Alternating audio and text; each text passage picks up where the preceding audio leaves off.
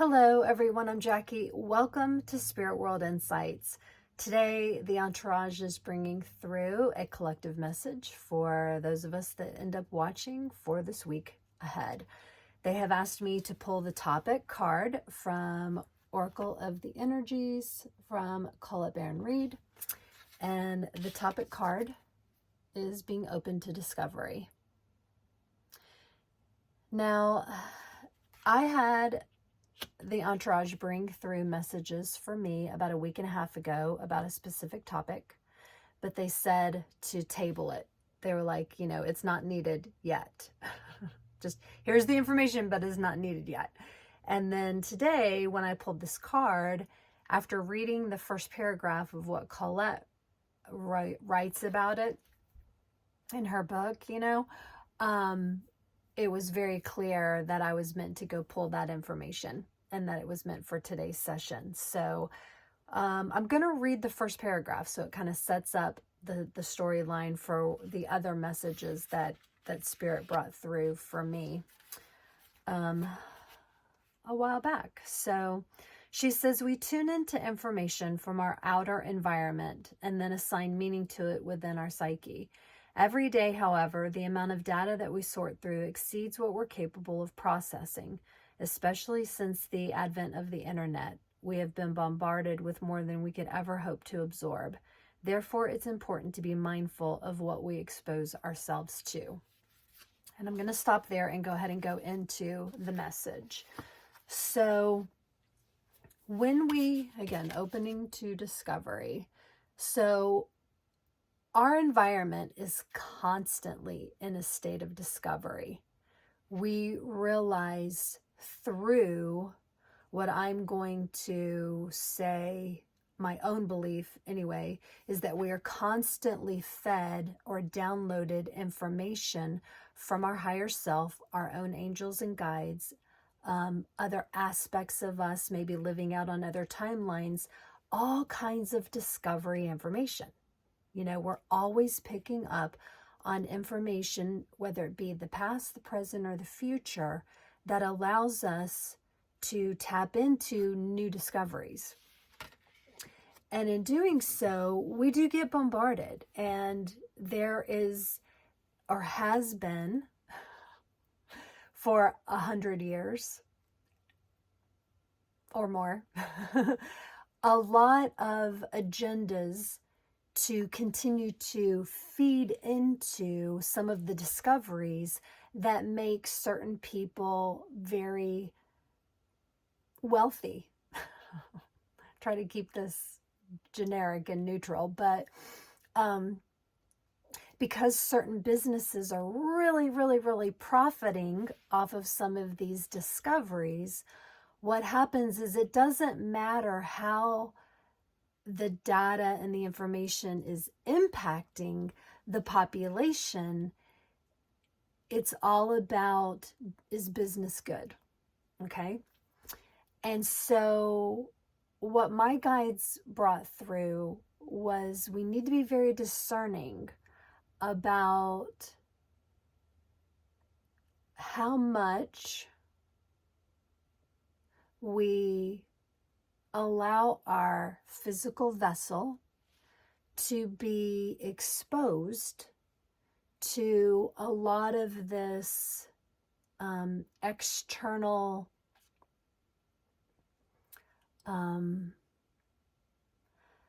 what's the right word, you guys?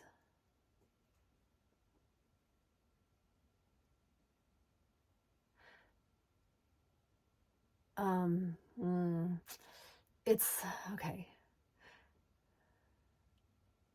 So the way we utilize the modern convenient features that we have are not necessarily harmonious with Gaia. Okay, but it's the only way that on a 3D mentality we can figure out how to use it. Okay, so with that said, because it's not harmonious with Gaia, it's also not harmonious with us, because we are Gaia. We're mud, right? We're earth and water. So what happens is there's a kickback with the convenience of having these new discoveries and overloads of information and internet and all that kind of stuff. There's also a kickback to that, because with it is radiation. It's like putting yourself in a microwave and turning it on. And that is EMF, is how they label it. And EMF is sickness. The body can only take a certain amount of it. And so what my guys brought through to me about a week and a half ago was through a show on Gaia TV called Open Minds with Regina Meredith. And she interviewed a guy by the name of Nicholas Pineault. And he is what they call the EMF guy. He's like very, very educated when it comes to EMFs. And I'm going to read to you some of the notes that I wrote down, because it's quite fascinating. If this is new to you, I hope that you will watch this video to the end, because this is very important. It's stuff for us to help create the changes. It's, again, being able to be discerning and speaking your truth and standing up for what is right for our society. But he was talking about, in the last 100 years, the exposure to radiation has 1 quintillion% amplified. I don't even know what quintillion zeros are, but he said 4 generations back they were not exposed at all. So what we're talking about is Wi-Fi, Bluetooth, 5G, any kind of tower, any kind of G tower, LTE, whatever, it's all the same. Cells, anything really basically that's smart. Okay, smart stuff. Well, smart equals EMFs. Like I said, EMFs equal disharmony in the body, sickness.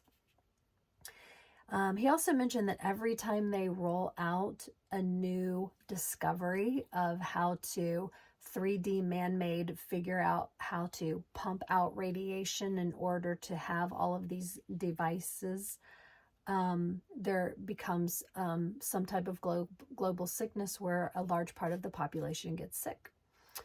And it started back when electricity came out, and then the Spanish flu. So anyway, there's a lot of links that seem to be popping up that are questionable along this line.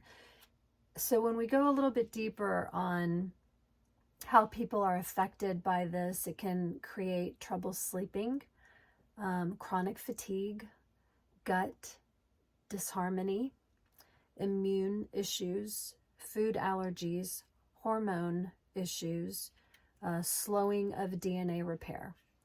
Those are just to name a few. He said it's very important to understand that, again, because there are big businesses that are making a lot of money off of these conveniences that they're rolling out, that 90% since 2018, 90% of the smart stuff that's come out is not compliant with what is okay with the proximity of being close to the body. They said that there was one instance that the iPhone 12 was basically they told iPhone that they had to lower the radiation on it, and then they can. It's totally doable, but the problem is they're evidently not being told that everything has to, which is just so bizarre to me. He was talking about faster, like if it's faster anything, then it means a higher radiation signal. He was talking about convenience with a cost, and that all of these devices are typically rolled out with 10 times too high of a radiation signal than what is needed in order to get the job done. So again, if this is the first time you're ever even hearing any information about the EMFs and how this kind of stuff is in disharmony with the human vessel, then, you know, just something to think about, planting a seed, asking you to ask yourself how much smart devices are around you on a regular basis. How much stuff do you have in your home that is running off of a Wi-Fi router or something like that? And do you have any of those symptoms? And did you have any of those symptoms before you had all that stuff in your home? Those would be the questions I would suggest asking yourself. Personally, my guides have me turn off all of my Wi-Fi signals. They just have me shut it all down at night when I go to bed. I personally don't have any smart stuff in this cabin. Everything, Nicholas Pineault also mentioned that if you hardwire your internet, computers, stuff like that, it cuts down tremendously on the radiation in the home. He also made very specific, I mean, he does a lot of scientific study with all of this, and he said that definitely not sleeping with any devices around you. My guides tell me the same thing. They're like, leave it all down there. They also tell me to put it on wood. A lot of the time, they'll like either put a device on wood or put it on a piece of rubber to help diffuse some of the energy that's coming off of it. I also always use crystals, which I've talked about in some of my other videos, but I use grounding crystals like shungite and tourmaline, obsidian sometimes, that I either stick on the device itself or just have it sitting next to it in order to help diffuse some of the EMFs coming off of it. But he said it's so important not to have it like touching you or like keeping a phone in your pocket. Keep it away from your heart. You know, your heart is an electromagnetic organ, and you're talking about holding a magnetic electrical device, and when you put the two together, again, this is radiation, so you don't want it near the heart. So keeping your phones, and I know that, again, it's convenience. People are wearing these things in their ears, and I'm just like, oh my God, I don't know. I can't wear anything. No watches, you know, no, my earbuds are the wire kind, you know. I don't use any Bluetooth stuff, but it's because my body actually gets zapped. If I like, and it's weird because sometimes it comes in it'll ebb and flow, where I'll have 2 or 3 or sometimes like 6 months where I cannot touch anything electrical or it zaps me.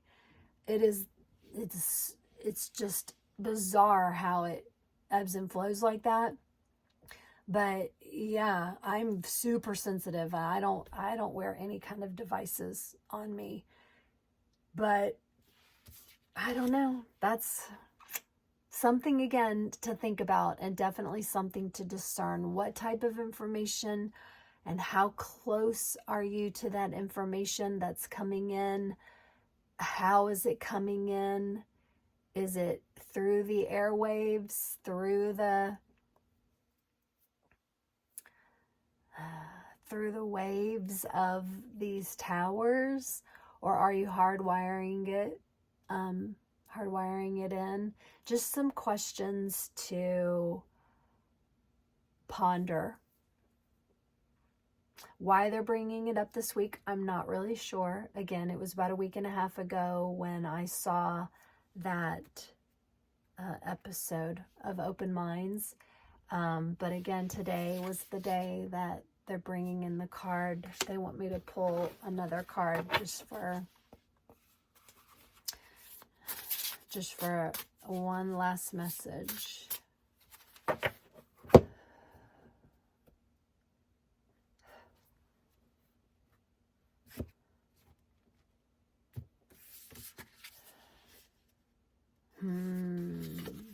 Let it go.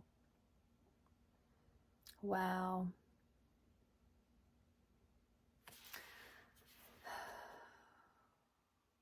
Letting it go.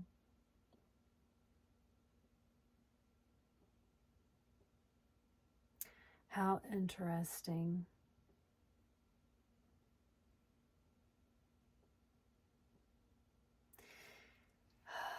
Ask yourself, what are you ready to let go of that's not serving you or your body?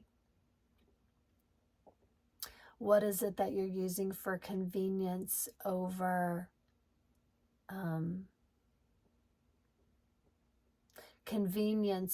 resistance, right? The body's resistance that you're like, it's like the video I did about, is your check engine light on and you're like, nah, it's fine. It's okay. If your body's resisting, but you love your convenience, are you able to let it go? These are hard. This isn't an easy topic. I know for some of you, you're probably like, you're crazy. There's no way I'm going to shut off my, what the hell is that thing that they have in the house? Oh. Whoever that will, it's a woman's name. What is it? Alexa, whatever, whatever it is. Are you able to let these things go that could possibly, and again, you have to decide for yourself. Everyone's body is different. Some of you have a very high tolerance, or maybe a very heavy denseness that protects you somewhat from these lower dense frequencies that are hurting those of us that typically resonate in higher states of consciousness. So you just have to ask yourself, is it affecting me? And if it is, are you able to let it go?